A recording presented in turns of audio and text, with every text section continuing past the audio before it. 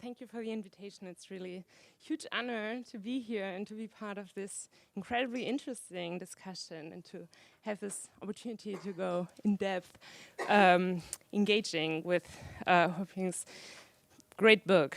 I'm going to do this in the German way and read, although it's always a little boring. I hope it's not too boring. But yeah, I feel a little insecure speaking in English, so that's my way of going through this.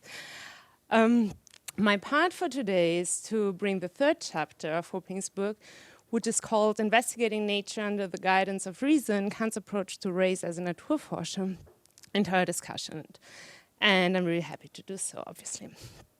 In this chapter, Huaping shows how Kant's race theory, more than being such a weird side project of his, expresses his understanding of nature and his understanding of what it means to investigate nature as a philosopher. To this end, the chapter offers a quite impressively extensive analysis of Kant's approach to the knowledge of nature across the entire period of his philosophical work and places his race theory within it. Throughout the chapter, it becomes quite apparent that Kant's committed work and very engaged work on the concept of race by no means stands alone in his philosophy, but is firmly interwoven with his critical work. I won't go into all the details of the argument, and it's very detailed and very deep and impressive.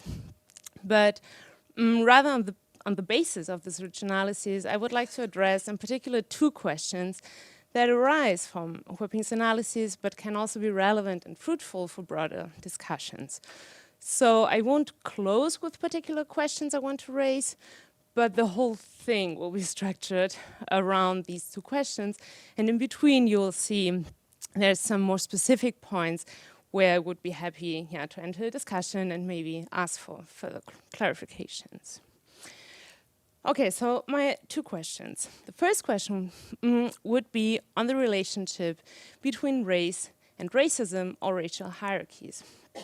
That is the relation between Kant's biological category of race and the devaluing and dehumanizing statements about non-white people. Is the latter genuinely and inherently linked to the former, or even implied in the former? Is there a systematic relationship between the two dimensions, or do they stand independently? Racism coming rather contingently in addition to his naturalist interest in race. Others, like, as I understand her, Pauline Kleingeld, seem to assume the latter, so assuming that, okay, when Kant stops the explicitly racist statements and keeps his race theory only, then the problem is sort of solved. And in contrast to this, I understand Huaping assuming the former.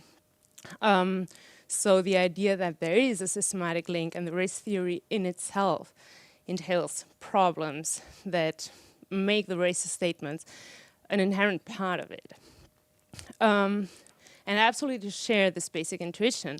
But the question this arises is obviously, how exactly does this link work, and what does it mean for how we want to further deal with Kant? And yeah, these are questions we have already been discussing throughout those and today.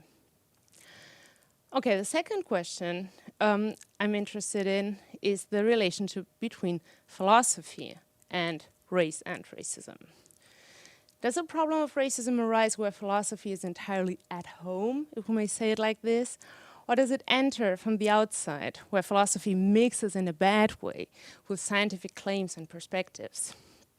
And not only scientific or naturalist claims and perspectives, but also like political interests or points of view. While those who talk of impure ethics or inconsistent universalism or the like seem to suggest that the problem is more something like a bad application or bad concretization of Kant's philosophical claims, saying something like, if only Kant had stayed with philosophy instead of turning to the real world with his limited prejudiced gaze, then it would all be fine. So in contrast to that, again, it seems to me that Huaping has a stronger thesis. Kant's racism must be taken seriously as a philosophical problem.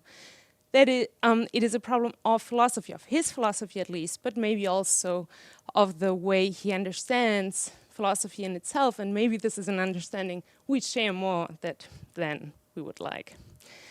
And I'm deeply sympathetic to this claim too, but again, of course, there's a question of how exactly this is to be understood and what would follow from here.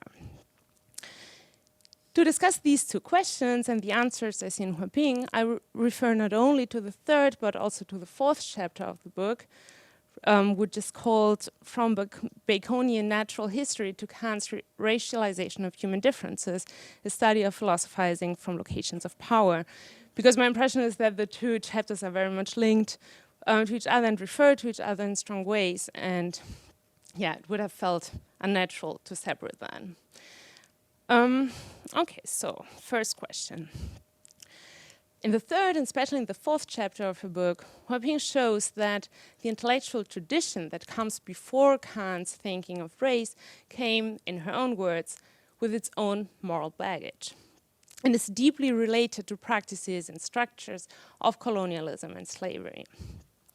Kant, however, this is the first problem Huaping sees here, doesn't see this baggage, but thinks he can address the question of race as a purely intellectual, theoretical project.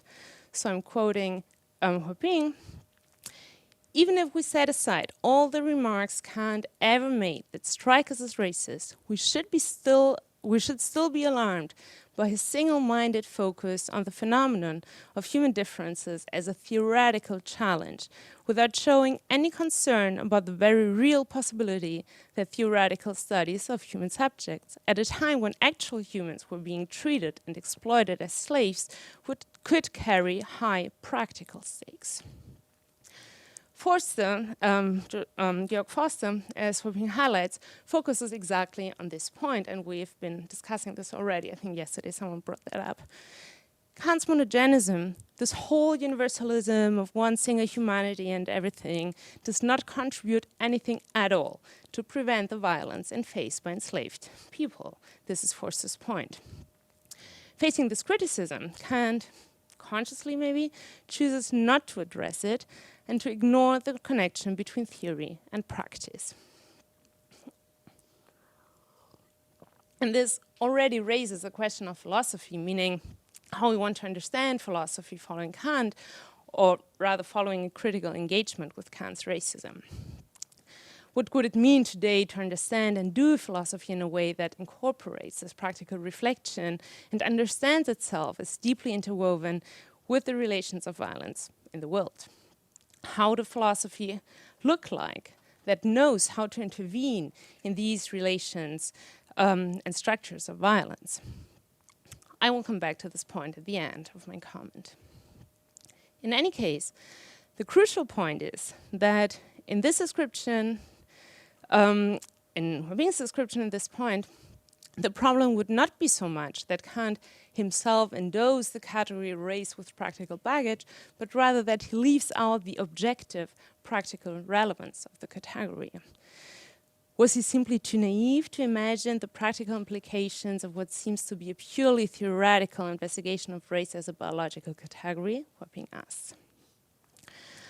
However, and yeah, I mean, if it's a question of naivety or something else, it's maybe also something for further discussions. However, in the fourth chapter, Huaping goes further, as here it seems that Kant's category of race is morally loaded in itself, not only in what it carries implicitly, but also in what it explicitly states. And here I think I'm also referring, or yeah, I think it's relevant to point at the discussion we had in the last section about the distinction between racial hierarchy and racism as a practice or structure. So there would be one point about engaging with race as a purely intellectual problem and leaving out the practical stakes, and the other point would be the racist, like the hierarchizing and dehumanizing implications in the concept of race itself. So I think there are like two points to be noted. So if we go further with the strongest statement, how is the race concept linked to the racist statements?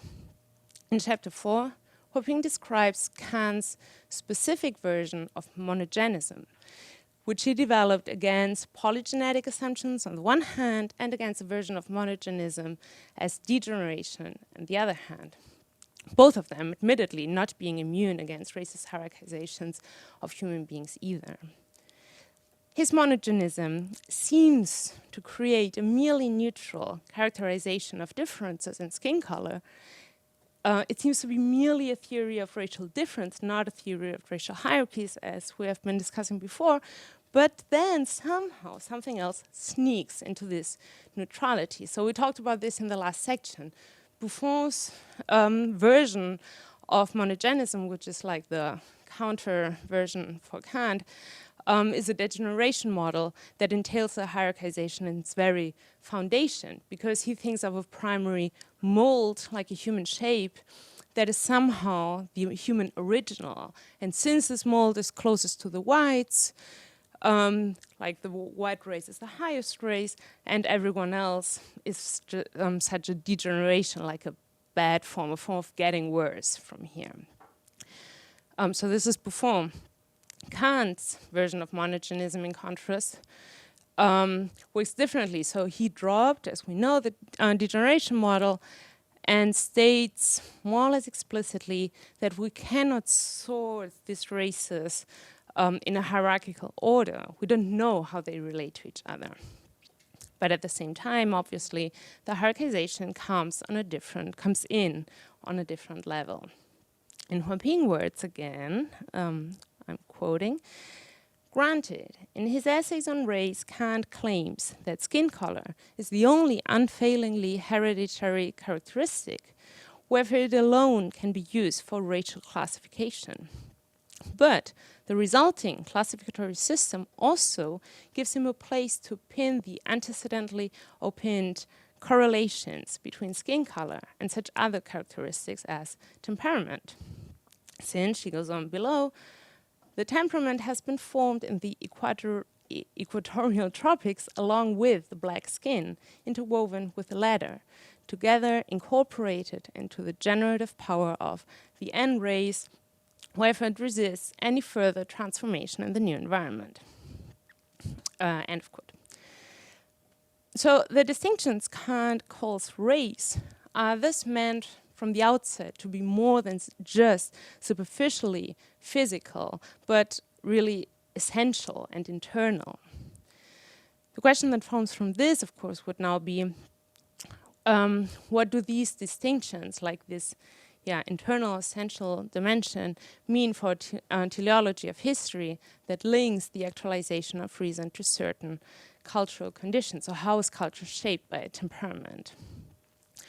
Kant obviously thinks that these temperaments are irreversible, but does this then mean that culture, in the strong sense from the third critique as the last purpose of nature, letzter Zweck der Natur, in which nature leads to overcoming itself, is fundamentally unattainable for people who are not white? I understand Huaping to argue quite convincingly that it is fundamentally unattainable. So although the conditions for the actualization of reason are described by Kant in social, cultural terms, the link to race through a temperament makes clear that for Kant there are something like physical requirements for building up these social conditions. And these requirements have been shaped by climate formally, such in the same way as skin color did. And today they are hereditary and unchangeable, also again, such as skin color did. So it's not like it's not like both dimensions, like the temperament dimension and the skin color dimension, are on the same level.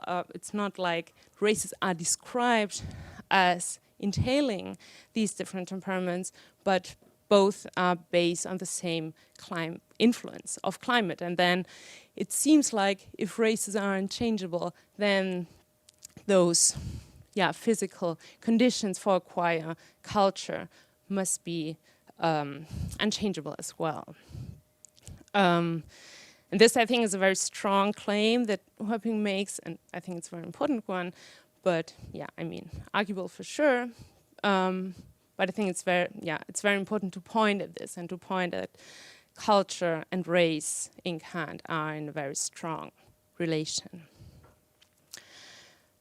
Okay, I'm turning now to my second question on the relation of philosophy and racism. First of all, Huaping observes that Kant's accomplishment, in a bad sense obviously, is to have bestowed the category of race with philosophical gravity, to have made race philosophically acceptable. I'm quoting Huaping. It was through theorizing about race as a biological category that Kant developed a potent conceptual framework to solidify and give philosophical meaning to what might have otherwise remained as mere folk prejudices.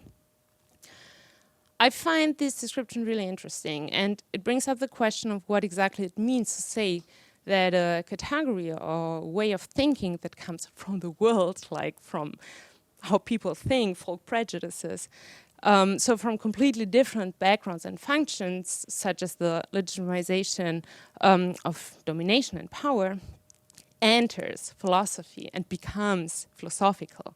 So there's somehow a notion of translation here that I would be interested to hear more about and to understand really what this would be imply around the relationship of philosophy and like the social or whatever. However, this translation, if you want to describe it like this, or transfer, could succeed, is also related to the fact that Kant himself introduces race as a philosophical concept. It follows from a decidedly philosophical perspective on nature. Kant seems to even think that it is precisely as a philosopher that he can make a specific and valuable contribution to natural science, which those who engage in mere descriptions of nature and Naturbeschreibung cannot make because they do not think philosophically. So he has his very own contribution to the understanding of nature because he's a philosopher. A non-philosophical view of nature entails, for Kant, two problems. First, it remains in mechanistic explanations and cannot gain an understanding of the specificities of organic nature. That is, they cannot obtain an understanding of what reproduction actually means. Because to think of reproduction, it seems, like in his description, it seems necessary to assume a generative power in nature that would allow an understanding of how new living beings come into existence. And this generative power is not thinkable within, like in terms of mechanical laws, and it's not derivable from empirical observation in a direct way. So this is like where the philosopher comes in, giving a rational postulate is demanded by reason, as Huaping says.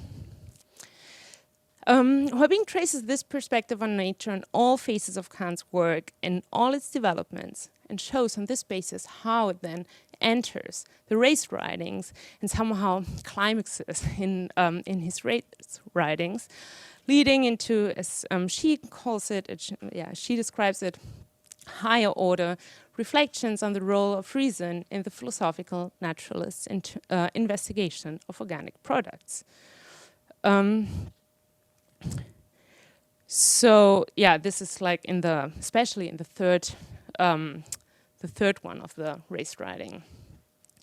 So it seems like in his race writing, in his thinking of race, he becomes more aware of his own perspective on nature. And this is like where this whole understanding of what it means to investigate nature as a philosopher really becomes reflective. So it's not, the race writing seem to have a very crucial standing in his own philosophical thinking. To the criticism of empirically working colleagues who accused him of lacking empirical foundations, Kant did not take up their métier, but retreated into his standpoint as a philosopher, emphasizing that it is precisely the advantage of the naturalist philosopher over the actual naturalist that he's able to offer a conceptual framework that could not be found in nature itself just by descriptions.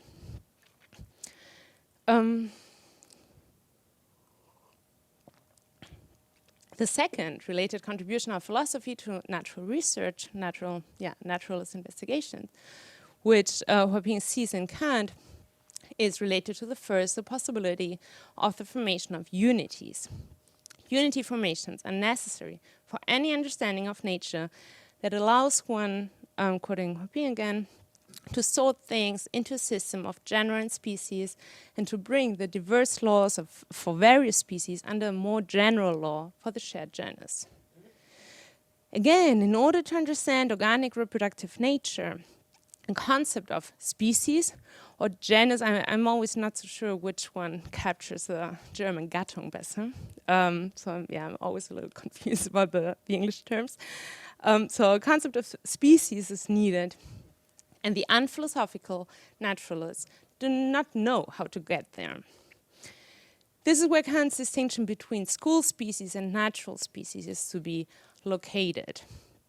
All attempts to systematize nature into species and subspecies that were circulating at the time, at his time, are, according to Kant, arbitrary. They are merely school species that is like, somehow a way of ordering and structuring nature just by any characteristic they could find without like a law-like or principle-like structure in it that would give it like more fundamental order.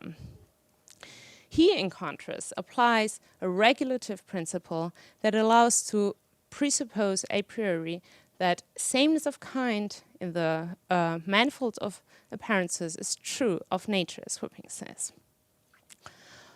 Although this perspective would not allow for any statement about how nature is actually presenting itself, this would be the true foundation for finding a unity in nature that would not be merely arbitrary. So based on this claim, Kant's concept of a natural species brings forward a historical understanding of nature. A species, according to this, is not formed by subsuming single individuals under a whole, but by constructing a genealogical sequence. So species becomes like a genealogical category and not a category of description. The observation that Huaping builds on that seems crucial to me. This concept of species allows for being internally differentiated. Not all individuals have to participate in the characteristics of the species to be actually part of it. As she describes it, Huaping describes it, natural species, by contrast, consist in a unified history of generations, not an aggregate of coexisting individuals. So what is true of the species may not be true of the individuals. And this is the key difference that Kant brings into the discussion of a species, that it allows his concept of species allows for saying, well, we can determine a species even though not everyone behaves or appears according to this. So thereby not only the racial division is inscribed into the concept of the species, but also the racial hierarchization that posits individuals on different places in relation to their degree of fulfillment of reason. Even if reason as a potential is a key characteristic that unites the whole human species, even though it's only a potential and it's necessary to develop according to it, so these conditions of development that are described in climate terms are not given in the same way. So there's like a double structure of what unites the human species.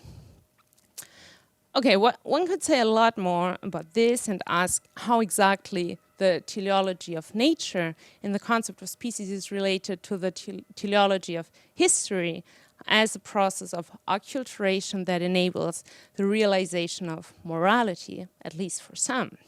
So there is obviously a strong connection between this teleological view in nature and the idea that history has like a teleological direction leading through the civil society in Europe, and then like, yeah, the realization of morality as something like a horizon. There is obviously a strong connection, but it's still complicated for me to really understand how this connection works.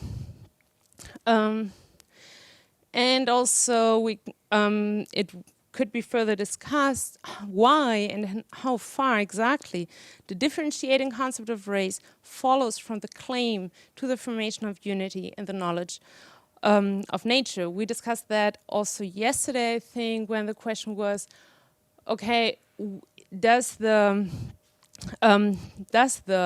race concept and the differentiating understanding of the human unity, does it follow from this idea of human unity, or could we just think of this idea of human unity?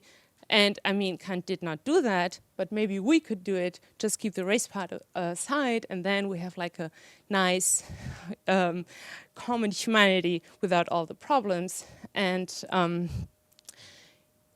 yeah, I mean, this is something, also some broader questions that we discussed yesterday and that could be further discussed, but I think it's an interesting point to keep in mind how necessary the differentiating part is entailed in the understanding of unity itself, or if it comes in because Kant had just like prejudices about non-white people.